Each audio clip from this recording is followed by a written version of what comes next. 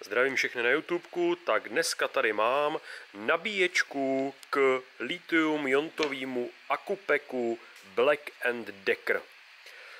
Známý mě poprosil, jestli bych se nepodíval na nabíječku k tady tomu akupeku, protože při nabíjení mu přestal ten nabíječ fungovat, prostě zdechnul, přestala svítit tady ta dioda a po znovu zapojení do sítě prostě ten nabíječ nefunguje. Prostě jako kdyby byla odstříhlá šňůra. A samozřejmě se přestal tady ten akupek nabíjet. Takže my se dneska podíváme na to, jak zdiagnostikovat takovejhle nabíjecí systém, kde máme teda adaptér, nějakou dokovačku a akupek. Čili podíváme se na to, jestli vůbec je zdravý ten akumulátor, jestli vůbec má cenu to opravovat.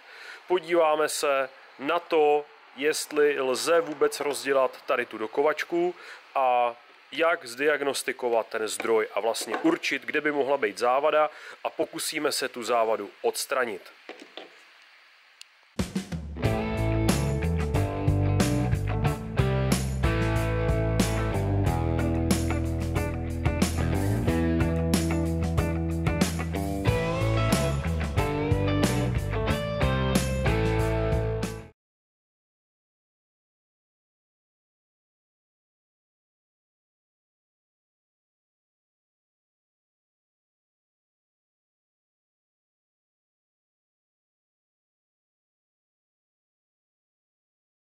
Určitě si mnozí z vás řekli, proč opravovat tak jednoduchou nabíječku a dokovačku, kterou je určitě možno sehnat za pár kaček prostě někde buď z druhovýroby nebo jako náhradní díl. Já jsem se samozřejmě koukal po internetu, jestli lze sehnat jako náhradní díl tady tu sestavu a právě je problém v tom, že tady to se jako náhradní díl dá sehnat poměrně dost těžko. Buď jsem špatně hledal, ale že by na mě vyskakovaly nabídky a předháněly se v tom, kdo dá nižší cenu, tak to rozhodně ne. Našel jsem nějakou nabídku z nějakého britského e-shopu, kde přesně tohle můžete koupit za nějakých přibližně něco to bylo nad 1000 korun, což si říkám, že na to, že to je obyčejný adaptérek, no obyčejný, on to je vlastně zdroj konstantního proudu s nějakým napěťovým omezením, ale každopádně ten adaptérek není složitý, jo, a říkal jsem si, že na jednu stranu je to poměrně dost drahý na to, co to umí. Jo. Nabíjí to proudem 400 mA, takže žádný závratný proud, ale prostě jako náhradní díl je to sehnatelný poměrně těžko. Určitě, kdybyste se obrátili přímo na výrobce Black & Decker nebo nějakého distributora pro Českou republiku, třeba by nějakou variantu nabít, ale samozřejmě asi to nebude za 100 korun. Takže z toho mě vyplývá, že oprava nebo aspoň věnování určitého času tady tomu zařízení se určitě vyplatí, protože bez tady toho systému je majiteli celá vrtačka, nebo k čemu to má evidentně k vrtačce, tak jim úplně k ničemu, protože prostě si ten akupek nemůže nabít. Nebo by to nějakým stylem šlo přes tady ty dva porty, ale určitě vevnitř jsou 3 články 18650, který je potřeba nějakým stylem balancovat a každopádně by mohlo dojít k nějaký újmě jak na materiálu, tak potom na zdraví, kdyby náhodou ty články buchly vlivem rozbalancování a překročení napětí 4,2 V. Takže podíváme se na to, kde by mohla být chyba. I když je vysoce pravděpodobný, že je závada v napájecím zdroji, kabelu nebo té dokovačce, tak pokud máte k dispozici akumulátor, je dobrý ho vyzkoušet, jestli je vlastně vůbec v pořádku a jestli může být tou nabíječkou správně nabíjený. Takže tady to je litium-iontový systém, tady už vidíme, že uvnitř by se měly nacházet 3 sériově zapojené články 18650 litium-iontový, přičemž typický jmenovitý napětí je 3,6 V. Krát 3 je právě těch 10,8 V, který nám ukazuje i štítek zde. Jo, snad to je vidět. Takže proto je tady ta hodnota 10,8 V, ten štítek uvádí hodnotu jmenovitého napětí. Maximální napětí je pak 3x4,2 V. Takže už z toho celkového napětí můžeme usoudit, jestli ten akupek je zdravý nebo ne. Pokud bychom měli pochybnosti, tak tady z boku toho akupeku budou výstupy, řekl bych, pro tu dokovačku, co by výstupy pro balancér, čili zde bychom měli naměřit i napětí jednotlivých článků. Nebo to je vstup pro teplotní čidlo, jo, některý z těch pinů. Ale uvidíme, jo. Teoreticky by to mohl být jeden pin proti kostře jako teplotní čidlo a 2 piny jako výstupy napětí z 2 článků, jo? Nebo vlastně mezi těma 3 článkama máme 2 spoje, tak to budou třeba tyhle 2. Ale to si nejsem teďka jistý, jak oni to tady mají zapojený. Ale nejdřív vyzkoušíme to napětí celkový. Takže přepneme na rozsah napětí. Tak. No videa. A napětí máme 10,85 V. Jo? Když porovnáme se štítkem, napětí 10,8. Já si myslím, že nemá cenu ani měřit tady na těch dalších výstupech, protože ten akupek má podle mě správný napětí, jo? Čili 3x3,6 V a pravděpodobnost toho, že je ten akupek špatný, je skoro nulová. Jo?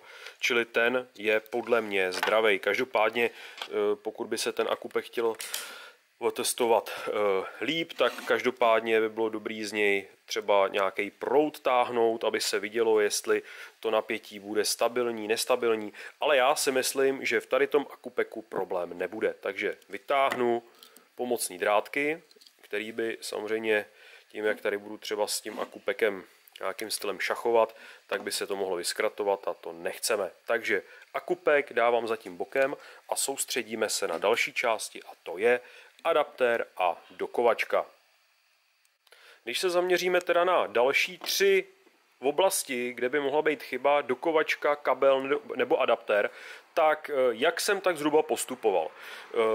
Nejdřív jsem zapojil adaptér do prodlužky, do zdi a zkoušel jsem hejbat tady tím mezilehlým kabelem mezi dokovačkou a adaptérem, jestli mě třeba tady ta ledka neproblikne. Ta ledka nikdy neproblikla, ta byla pořád mrtvá. Takže já bych řekl, na první takovýhle pokus by se dalo říci, že ten kabel bude v pořádku. I musím přihlídnout k tomu, že ten známý mě říkal, že ten akupek byl nabíjený, já nevím, třeba 20krát, jo, zatím.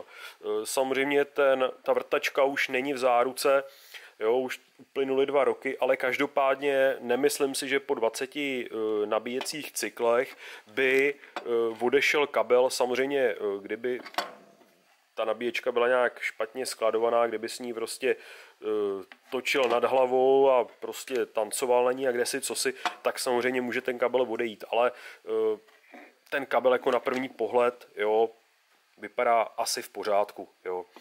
Takže tím bych se možná posunul k další části a tím je dokovačka. Když se podíváte na dokovačku, tak ta nemá žádný prvek nebo žádný šroubek, pomocí kterého by šla otevřít. Stejně tak na tom je i adaptér. A když bych si měl vybrat, do čeho se pustit, jo, protože řekl bych, že bude stejně obtížný se dostat jak do dokovačky, tak do adaptéru, tak jsem si vybral adaptér, protože pravděpodobnost poruchy v adaptéru je mnohem vyšší než v té dokovačce. V té dokovačce budou nějaký silový kontakty, po případě nějaká BMSka, jo, s balancérem, kde může být samozřejmě taky chyba, jo, ale spíš si myslím, že chyba bude pravděpodobnější v adaptéru. Takže podíváme se na ten adaptér a zkusíme si vyhodnotit, kde by mohla být chyba. V případě takový, dejme tomu, zběžné diagnostiky adaptéru je dobrý využít jedné věci, která vám může hodně napovědět. A to je okamžik, kdy připínáte ten adaptér do zdi nebo tady do prodlužky. Ten adaptér, pokud má teda uvnitř spínaný zdroj, tak na vstupu má filtrační kondenzátory. Jo, tady ty 3 vedle sebe, který se po připojení do sítě nabíjejí. Takže pokud připojujete zdravý spínaný zdroj do sítě, vždycky, ale vždycky vám malinko prskne. Uslyšíte prostě ve zdi při tom připojení, přesně v tom okamžiku, kdy se dotknete oběma vidlicema těch zdířek, tak vám malinko prskne. Když vám neprskne, tak to může znamenat několik věcí. Může to znamenat to, že je prasklá primární pojistka, nebo že jsou filtrační kondenzátory v háji. Jo, nebo když je tam jeden, tak je v háji.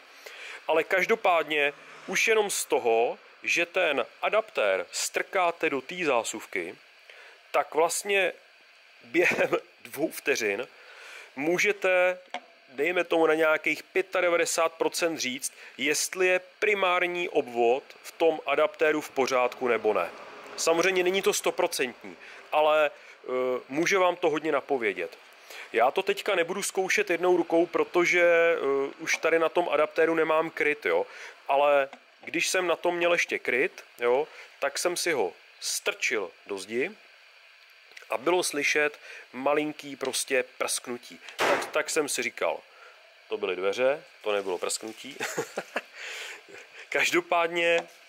Každopádně ten adaptér prsknul, což mě jednoznačně dalo zprávu o tom, že kondíky jsou asi v pořádku, nebo spíš nejsou úplně v nepořádku a určitě je pojistka v cajku, ta primární. Jo? Tady teda buď bude odpůrek nebo pojistka.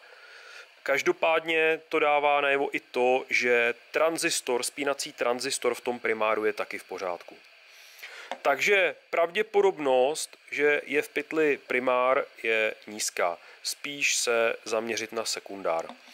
Takže co máme na sekundáru? Jo? Stejně jak už jsem vysvětloval u nějaký jiný opravy, máme tam hlavní komponenty jako filtrační kondenzátor, usměrňovací diodu, nějaká vyhlazovací cívka, napěťová reference TL431 většinou. Jo? A nějaký smetí další, nějaký odpůrky, kterýma nastavujeme právě napětí té reference tak, aby ten zdroj reguloval to napětí na výstupu na tu hodnotu, kterou chceme. Třeba tady maximálně až 12 V. Takže se podíváme na základní komponenty výstupní části toho spínaného zdroje. A každopádně taky se podíváme hlavně na to, jo, co to dělá, když teda zapojíme zdroj do zásuvky a jestli na výstupu toho zdroje je vůbec napětí. To je vlastně ta nejdůležitější věc, kterou je potřeba změřit, když máme ten zdrojík rozdělaný. Tak se na to podíváme. Zdrojík mám bez zdi, opravdu pozor na takovýhle testy, protože pracujete pod napětím, ideální je si pro takovýhle testy pořídit oddělovací transformátor, který vás vlastně uchrání proti úrazu elektrickým proudem. Když byste si náhodou šáhli na fázi, tak vlastně v případě oddělovacího transformátoru nemáte proti zemi žádný potenciál a nedostanete ránu, jste ochráněni. Takže na tohleto strašnýho bacha, jo, protože kdyby náhodou pak jste, jo, však víte, jo, prostě nedotýkat se ničeho. Takže mrkneme se na výstup. Já jsem tady krokodýlkem připojený na katodu usměrňovací výstupní diody, kde by měl být plus, takže nám stačí už se jenom dotknout minusový výstupní svorky. Takže tady nám takhle multimetr, aby byl vidět. Minus máme tady, V minus. Jo, a vidíme, že na výstupu je nějakých, jo, evidentně to i malinko pulzuje, no i když teďka to kleslo na absolutní nulu, jo. No, možná se o něco snaží ten zdroj, ale je absolutně mrtvej. Ten je absolutně mrtvej, ale teď, když jsem ho zapínal zase do zdi, tak zase prsknul. Takže primár evidentně se o něco snaží, ale sekundár to evidentně bojkotuje. Takže vypnu multimetr. Takže teďka víme, že problém je ve zdroji a mrkneme se na jednotlivé komponenty. Ještě jedno doporučení, takhle když si hrajete s nějakýma síťovejma záležitostma, typicky prostě síťový spínaný zdroje, tak bacha na to, ty síťový nebo ty primární kondenzátory jsou ve většině případů poměrně dost dlouhou dobu nabitý na hodnotu špičkovou síťového střídavého napětí, čili 320 V, jo, protože většinou výrobci zapomínají na vybíjecí rezistory. I se mně stalo, že zdroj, který jsem testoval jeden den a vrátil jsem se k němu druhý den a ten první den jsem zapomněl vybít kondíky, tak druhý den jsem dostal ráno jak dělo prostě. Jo. Na to poměrně jednoduše zapomenete a prostě ten zdroj letěl metr ode mě, protože jsem se lek jak děs. Jo. Prostě není to nic příjemného. Takže pokud budeme dál pokračovat v nějaké diagnostice, tak buď si ty kondíky změřit, jestli na nich není napětí, anebo ideálně si vyrobit nějaký vybíjecí aparát, ideálně nějakou žárovku na 230 V s drátkama a prostě než půjdete do toho zařízení, tak ty kondíky vybít přes nějakou takovouhle řízenou zátěž. Každopádně tady v tom případě já si ty kondíky změřím, protože samozřejmě zátěž teďka nemám po ruce, jo, mám to tady jen takhle na sladko rozvrapčený, takže si kondíky změřím, než do toho budu šahat a pak budu pokračovat dál. Ale každopádně, na co se zaměřit v tom sekundárním obvodu? Jak jsem říkal, máme tam elektrolyt, TL431, cívku, diodu, tady nějaký odpůrky, prostě smetí kolem té TL431. Každopádně podle toho, co mi ten majitel říkal, tak ten zdroj odešel náhle. Byla to náhlá smrt. Kdo už takhle třeba opravujete delší dobu, tak můžete určitě potvrdit, že kondenzátor, když odejde, tak většinou se takhle nechová. Většinou odchází postupně, že třeba ten zdroj ztrácí proud, respektive výkon na tom výstupu, začne třeba pískat, až pak třeba funguje sporadicky, jednou jo, jednou ne, nebo když se zahřeje, tak ano, když se ochladí, tak ne. Jo, funguje divně, ale to, že by ten zdroj přestal ranou pracovat, tak většinou to není projev poškození kondenzátoru. Mohl by to být projev poškození TL431, to určitě ano, ale spíš se zaměříme na výstupní diodu, protože to je adept, který by se takhle přesně mohl chovat. Výstupní Schottkyho dioda, když odejde, ve většině případů, když se z ní stane vlastně z polovodiče celovodič, prostě má úbytek mezi katodou a anodou 0 V, tak zdroj se může chovat přesně takhle, jak se chová tenhle zdroj. Takže tady ty součástky vůbec zatím nebudeme měřit, TL431 kondík vůbec nebudeme měřit a podíváme se rovnou na tu diodu.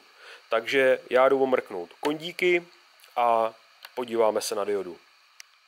Mám připravený pracoviště pro měření diody, čili multimetr přepnutý do rozsahu měření diod. Takže tady nám displej bude ukazovat úbytek napětí v průchozím směru. Krokodýlka mám připinknutýho na katodu. Teďka teda nevím, jestli tohleto je kladný nebo záporný potenciál výstupu multimetru, což je samozřejmě důležitý, ale pokud by ta dioda byla špatná, tak je vlastně jedno, kam připojíte jakou šňůru. Takže to je jenom prvotní test. Jo. Takže krokodýlek je na katodě a na anodu si připojíme sondu. Tak. A na multimetru můžeme vidět, že úbytek 0,0000000 V, což je správně, respektive je to špatně, ale pro nás správně, protože jsme právě našli vadnou komponentu. Tahle dioda je 100% vadná, protože má úbytek mezi katodou a anodou 0 V. Takže já jdu pro novou diodu, je nutno použít teda Schottkyho, ne obyčejnou usměrňovací křemíkovou, třeba 1N4007, vždycky Schottkyho diodu. Zkusím najít nějakou s větší proudovou zatížitelností, prostě to, co se tam vejde, a hlavně to, co taky najdu. Vyměním a zdroj si vyzkoušíme. Takže tady je jednoznačně vadná ta dioda. Ještě jednou. Ta dioda je vadná. Nemá teďka cenu hledat dál. Jo. Prostě vyměníme, vyzkoušíme a pak budeme pokračovat dál. Pohledal jsem v zásobách a našel jsem vhodného adepta Schottkyho diodu SR2100, čili je to Schottkyho dioda, která má 2 ampéry proud a 100 V napětí v závěrném směru, takže pro aplikaci zdroje, který má na výstupu 4 až 12 V a 400 mA, si myslím, že je tato dioda naprosto dostačující. Takže jdu ji tam šoupnout a jdem na test. Nová dioda je na svém místě, tady je ta stará vytažená, ta i po vytažení teda má pořád stejný úbytek 0 V mezi katodou a anodou, takže ta je špatná, tu vyhodím, ať se mě nikde neplete. A teď si ukážeme reálně, jak se ta dokovačka a vlastně ten zdroj chová, když ho zapojíme do sítě. Připojil jsem si lepší prodlužovák, abych mohl ten zdroj zapojovat jednou rukou bezpečně, čili chytnu ho takhle z boku a budeme se koukat, co dělá ta dioda. Takže zapíchnu. Tak, dioda problikla, ale zdechla, ale každopádně třeba je to průvodní stav, jo, čili takhle se to třeba má chovat, ale každopádně pozitivum je, že ta ledka problikla. A teď vyzkoušíme nabít baterku. Voilà, takže nám to chodí. Dioda nám bliká. Když se podíváme na vysvětlivku, přerušované světlo, nabíjení baterky, takže nabíječka chodí. Nabíječka chodí a můžu začít testovat. Takže opatrně vytáhnu adaptér ze sítě. Tak. Zkusíme to znova.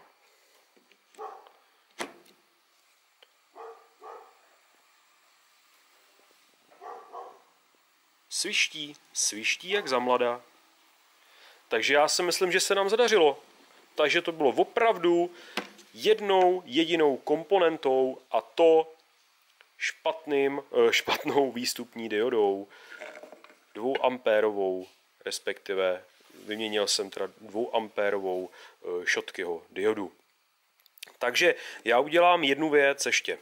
Napadla mě taková úprava tady toho zdroje, protože i když ten nabíjecí proud je 400 mA, ta dioda je na 2 ampéry, tak hrozí to, že i když teda má tu proudovou rezervu poměrně solidní, tak uvnitř toho plastového boxu tak může dojít k přehřátí. Já bych udělal to, že aspoň tady na tu nožičku, která kouká z té diody ven, tak zkusím připájet ještě něco, aby se zvětšila aktivní plocha jakoby toho chladiče, aby se ta dioda líp chladila.